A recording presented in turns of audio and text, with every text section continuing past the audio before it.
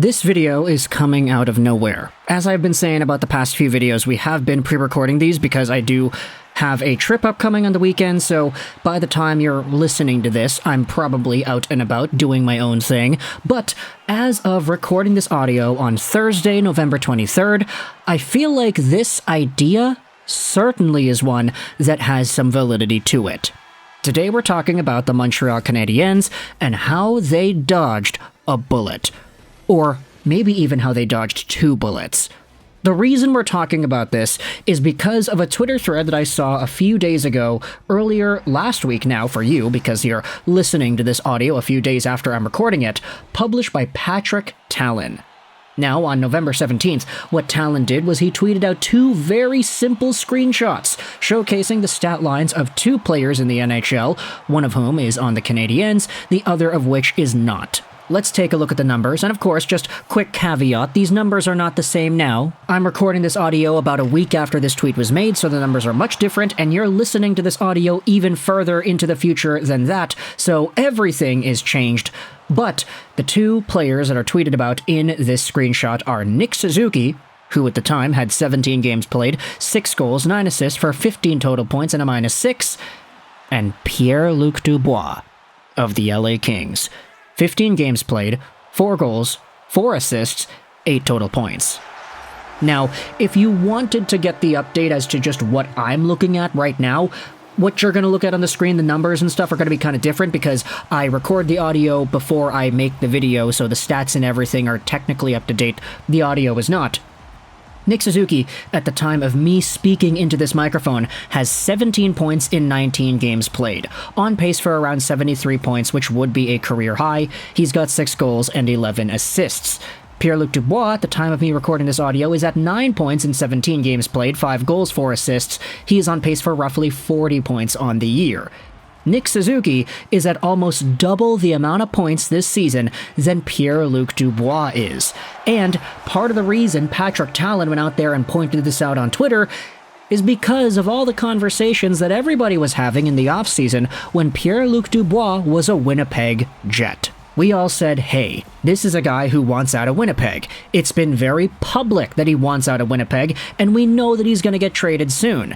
It's also been very public that his main destination was the Montreal Canadiens, and it seemed like a foregone conclusion. I think, who was it? Elliot Friedman said it was inevitable, or he said it was like 90% possible or likely, something like that. I don't really remember too much about the fine details, but it was such a big topic this offseason that PLD was going to waive his no-trade clause, come over to Montreal because he wanted to play for Montreal. This was always his end goal, and then re-sign with the Habs and play out the rest of his days in Quebec.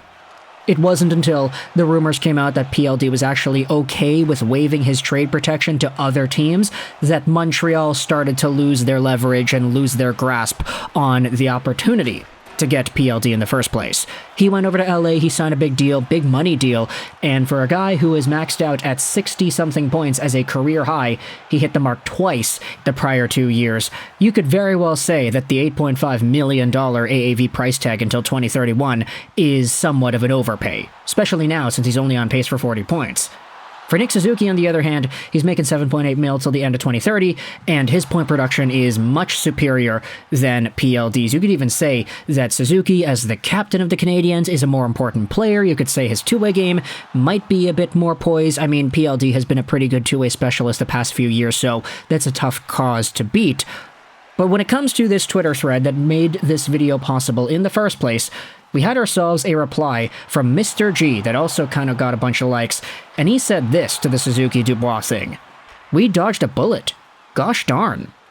Then a further reply from Brad the Montreal Habs fan says, "Hey, we dodged a bullet not only with Dubois, but also with Jonathan Huberdeau, too." And that's why I also wanted to bring up the Jonathan Huberdeau conversation, because this is a player who, at the time of recording this audio, again, the numbers are different, what you're seeing on the screen may not be the same. Huberdeau has 12 points in 19 games at the time of me recording this audio. He's on pace for about 50 points in an 82-game season, and he's making $10.5 million till the end of 2031. He will be, 37 years old when the contract is over, and making $10.5 million a year If he's only on pace for 50 points this season, imagine what he's going to be on pace for next year, or the year after that, when the Calgary Flames actually enter a rebuild. They lose out on Markstrom and Tanev, they don't re-sign Lindholm and Hanifin, and you end up going down the dumps. It's going to be Huberdeau and Kadri running this team pretty much the way they want to, because they're going to have nothing else to support them in terms of being actually productive hockey players on the team. Jonathan Huberdeau, of course, we acknowledge he is talented, but he's definitely not the $10.5 million AAV player that he was paid to be right now. He's not playing like that. You know when he was playing like that? 2 years ago with the Florida Panthers when he had 100 points. That's when he was a $10.5 million player, not now. So for Jonathan Huberdeau, because there was sort of an idea floating around there that said that he would be okay with going to Montreal, how he would totally be okay with that idea because he is from Quebec and there's an entire connection there. You understand why there's always a link to the Montreal Canadiens for these French-Canadian hockey players. But the fact that the Montreal Canadiens not only dodged the Pierre-Luc Dubois conversation, but they also ended up finding themselves freed from the Jonathan Huberdeau talks as well, kind of speaks volumes as to how Kent Hughes is managing this team. He is not just going out there to get the guy that wants to come to Montreal because the guy that wants to come to Montreal wants to come to Montreal. He's actually trying to evaluate things and say, okay, is this actually worthwhile? Like, can we actually build off of what's being presented here and provide a long-term positive growth experience for this player within the context of this team? For PLD, the answer was no, which is why the Canadiens did not make the trade. And plus, the fact that he only wanted to go to Montreal for most of the trade period put all the leverage in the Canadiens' hands that they didn't need to make the trade. They would have waited until the Winnipeg Jets ended up just slipping and saying, okay, here, take the guy for something that is extremely undervalued compared to what he's worth. The Canadiens held on strong. He went over to LA. The rest is history, since he's now producing a lot worse than Nick Suzuki is, and you have to start questioning, hey, if PLD was sent over to Montreal instead, how worse would his production be? Like, not to say that he would have gotten the most amazing, biggest, and grandest opportunity in Montreal, or that he's getting exactly that in LA. Centers are always difficult to try to project based off of ice time, because there are always other guys who fit the mold as to what you want on your centers. But I mean, look, Pierre-Luc Dubois is not playing like an $8.5 million player, and he certainly wouldn't be doing anything near that in the Montreal Canadiens system had he been sent over here. Same thing could be said about Jonathan Huberdeau, so by proxy, you could say that not only was the Huberdeau thing a massive bullet dodged, but so was this Dubois thing too.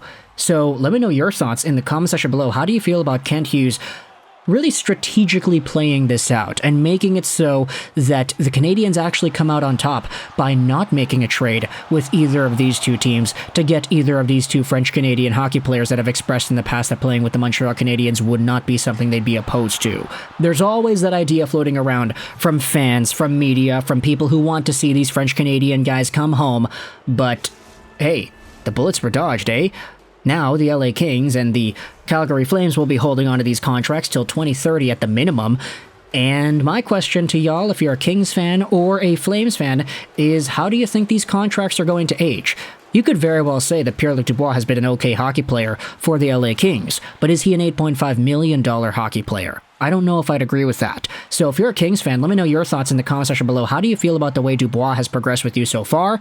If you're a Flames fan, what are your thoughts on Huberdeau? Because he has been slowly starting to produce more and more over the past few weeks. Again, this video is being recorded a few days before it's going to be uploaded, so who knows what happens between now and the time this video is public on YouTube.